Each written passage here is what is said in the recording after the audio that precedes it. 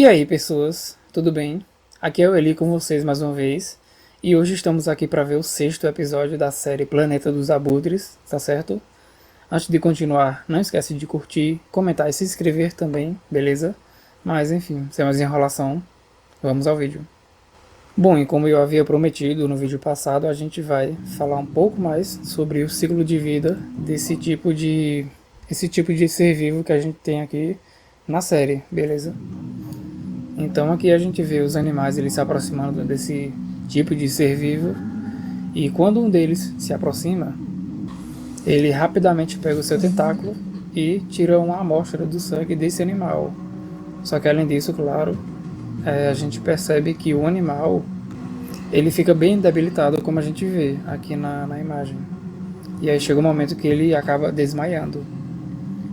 Só que nesse meio tempo, o seu clone ele está sendo formado. E aí a gente vê aqui que o seu clone ele vai até o lugar onde está a versão original dele e enterra ele. Enterra para que os outros animais, eles, apesar de não terem uma percepção tão clara como a nossa dos outros indivíduos lá desse coletivo de animais que vivem juntos, mas ainda assim eu imagino que seja uma forma de um animal ele não confundir com outro, ou mesmo da versão original dele acabar brigando com o seu clone. Então a gente vê aqui que o clone ele chega, ele se aproxima de onde você tem aquele bando de animais, e no momento onde eles estão mais vulneráveis, ocorre esse processo que é um tipo de explosão. E essa explosão ela vai acabar, como a gente vê aqui, matando praticamente todos os animais desse bando.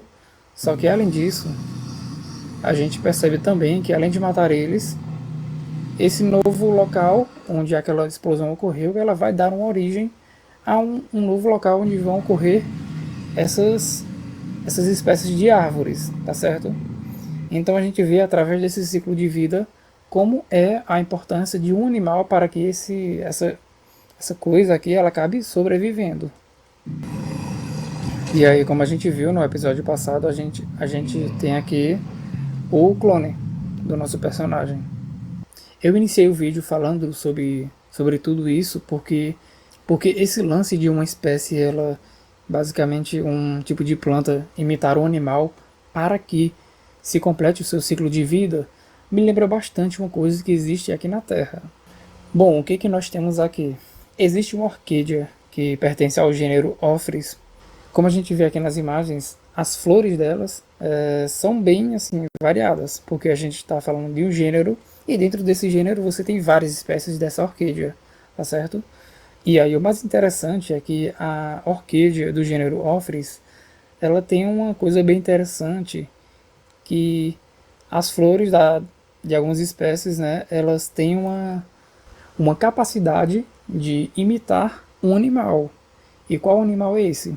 Geralmente é um animal, como a gente vê aqui já em algumas imagens, né?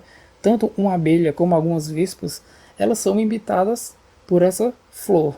Então a gente, por exemplo, tem aqui essa flor, onde essa parte da flor, que ela é muito mais desenvolvida, ela cresce um tamanho maior, que é o labelo da flor, ele vai proporcionar não só um formato parecido com a fêmea desses insetos, mas também, em muitos casos, ele vai exalar o odor, ou seja, vai ter um cheiro de uma fêmea que vai atrair esses animais, além, claro, dele ser peludinho, assim como a fêmea. Então é realmente uma tentativa de enganar esse animal e fazer essa estrutura vegetal parecer com uma fêmea. Só que, além disso, algumas espécies elas conseguem até mesmo desabrochar essa flor que parece a fêmea desse inseto durante o seu período de reprodução. Então a gente percebe como é bem específica essa interação, tá certo? E aí aqui eu trouxe alguns GIFs só pra gente ver como essa abelha aqui, por exemplo, ela está tentando copular com essa flor da orquídea do gênero Ophrys. Então a gente percebe aqui como ela tenta realmente se acasalar com essa parte da planta, e isso é algo muito prejudicial para esse inseto, porque em alguns casos mais extremos ele acaba até mesmo ejaculando na planta. Então isso acaba sendo um desperdício de energia e de material espermático, claro. Então não é uma interação, um tipo de polinização tão tão benéfica para o animal, mas é totalmente benéfico para a planta. Tanto que esse tipo de polinização é chamada de polinização por engodo, né, por engano. Porque a planta ela vai enganar o animal e ela vai sair ganhando, porque ela vai estar sendo polinizada. Mas o animal não, porque ele vai estar, como falei, gastando toda essa energia. E além disso, nós temos aqui também os exemplos de algumas vespas, que como a gente vê, o mecanismo é tão eficaz que existem várias vespas aqui em cima dessa região da planta, tá certo? Aí ela utiliza um tipo de alguma coisa que ela deve ter extraído desse planeta para acordar o personagem. E se a gente ver aqui nesse frame, ó, ele lembra muito algum tipo de beterraba, né? Ele tem uma coloração um pouco mais avermelhada e a gente vê que ele tem esse tipo de raiz aqui, que é um tipo de raiz axial. Isso porque ela possui essa raiz principal, mas que também tem essas ramificações aqui. Então é algo que é característico desse tipo de raiz. E além disso a gente vê que ela tem uma coloração mais amarronzada, o que pode indicar realmente que essa parte desse tipo de vegetal, eu imagino, estava enterrado no chão. E aí na parte de cima a gente vê que tem isso que ela aperta. E aí a gente percebe que ela libera esse tipo de fragmento. Eu não sei se é algum tipo de semente ou algum tipo de substância que é liberada desses filamentozinhos aqui, ó. Então, como o nosso personagem acorda logo na hora que essa substância é jogada na cara, pode ser que ele tenha um cheiro bem forte, né? O que faz ele acordar na hora. Aí a gente vê aqui aquela luzinha que a gente vê no começo, que tem a sua luz produzida pela bioluminescência, como já falamos. E aqui a gente tem mais alguns insetos.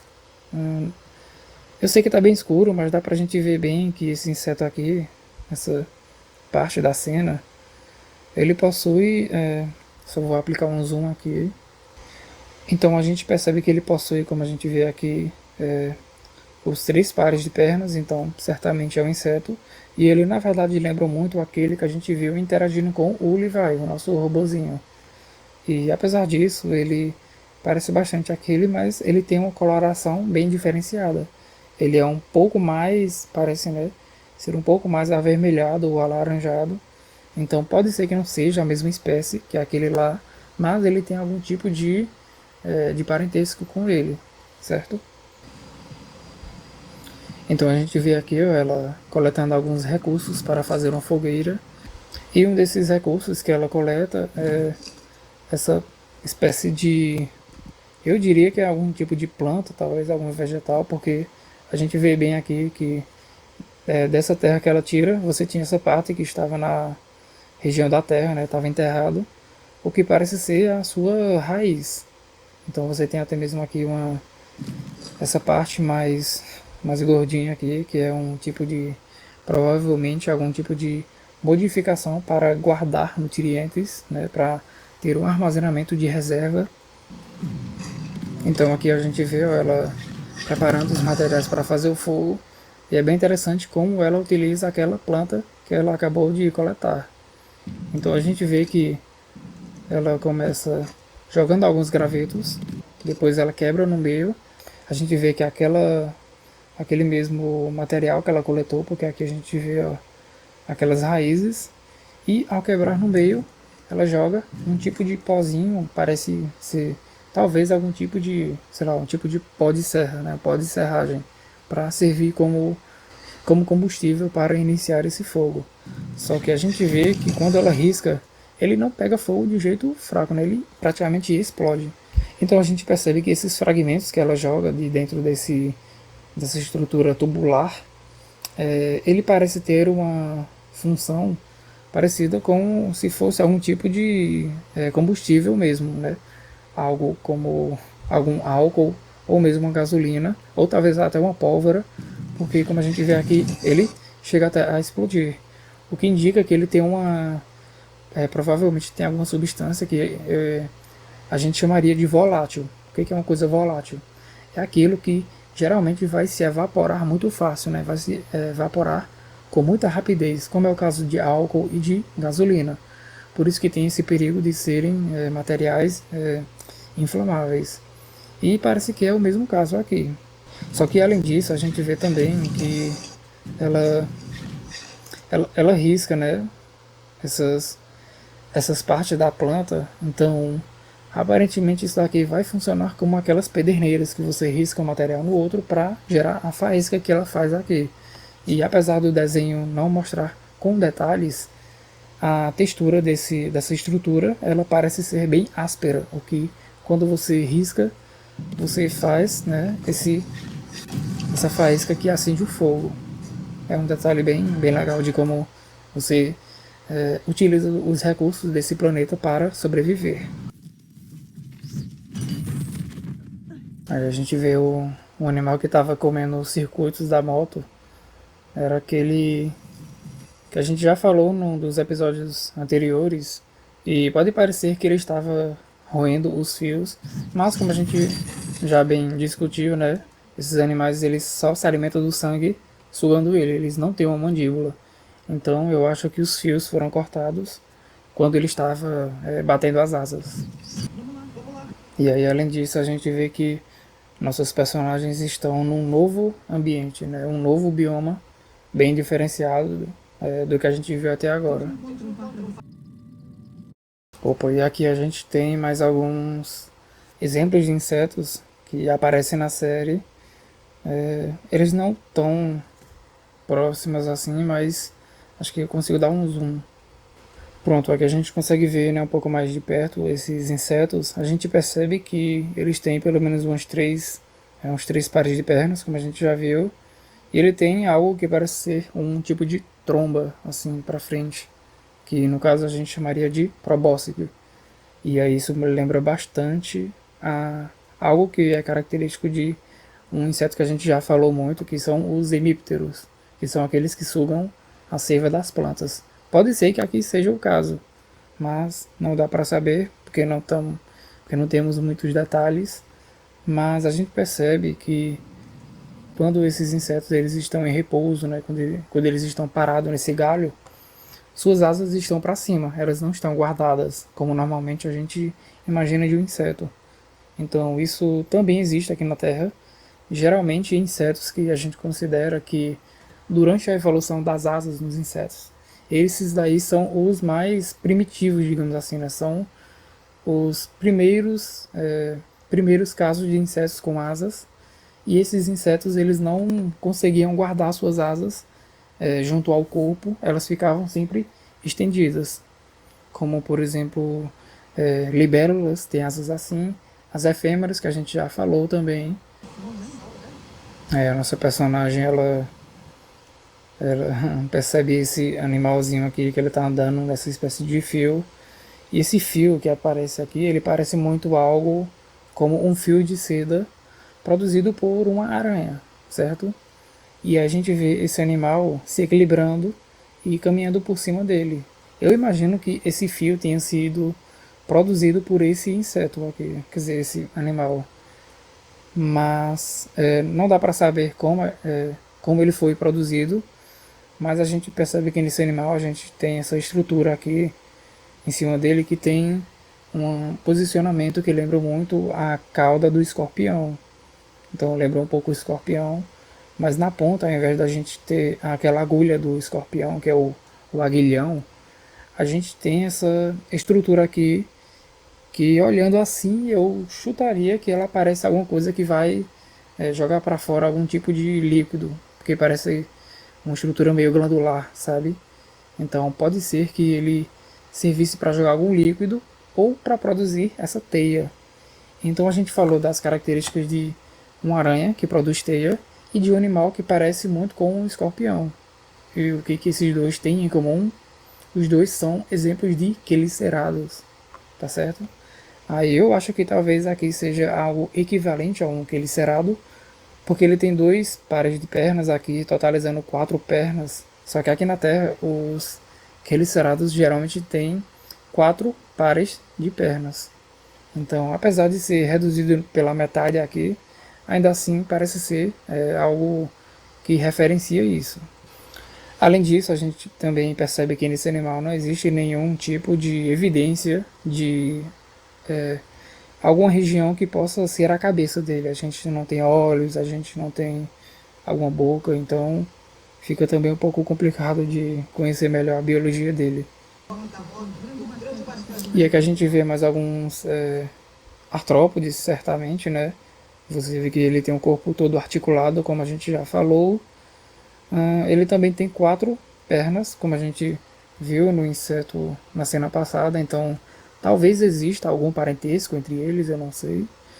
E a gente percebe que ele tem também essa carapaça, que certamente serve de proteção, além dessas estruturas bem afiadas que formam esses espinhos, que certamente servem para reduzir, digamos assim, o quanto que esse animal ele é palatável. Ou seja, se tem algum predador que quisesse comer esse animal, ele vendo esses espinhos saltando para fora, ele pensaria 2 vezes antes de abocanhar um animal todo cheio de espinho assim.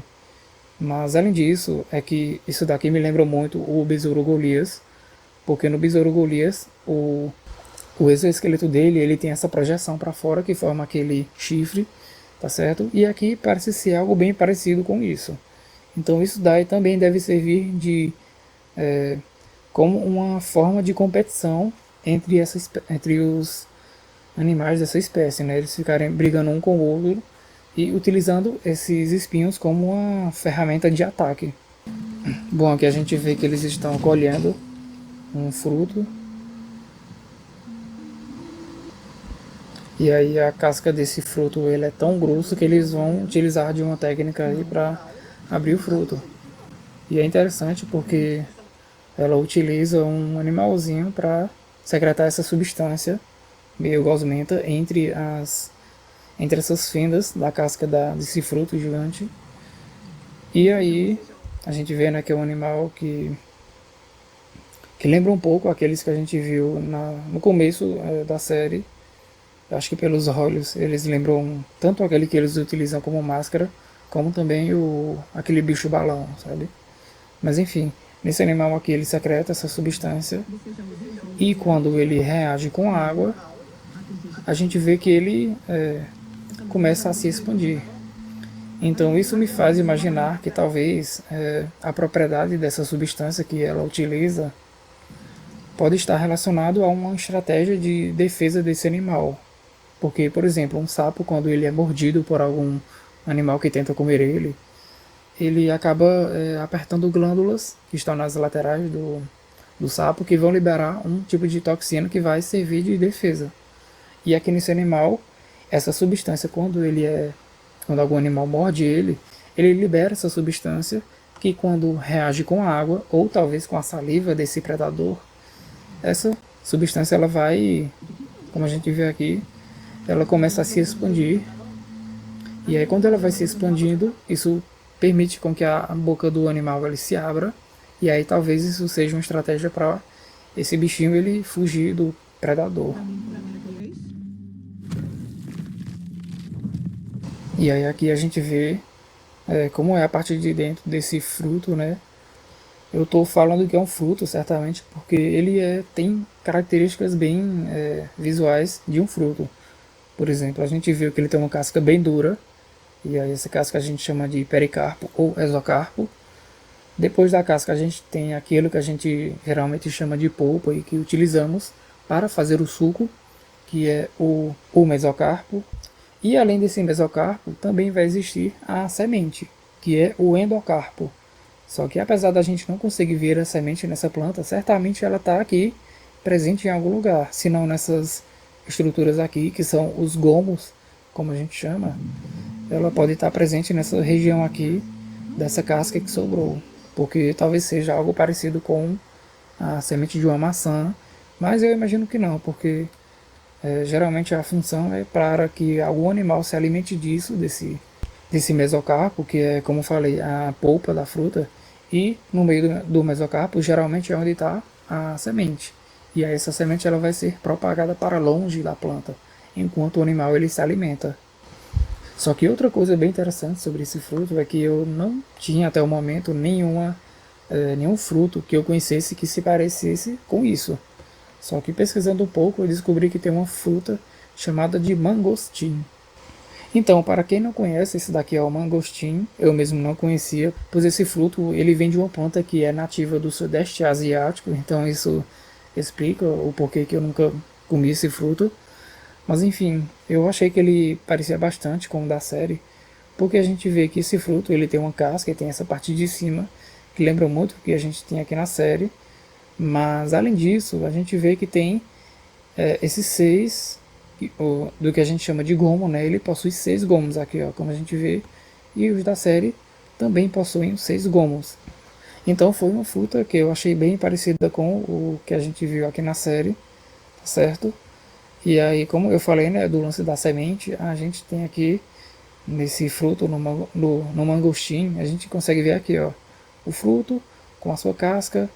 Esse daqui, no caso, seria o mesocarpo, né, que é a polpa do fruto, e aqui a gente tem o endocarpo, que é a semente.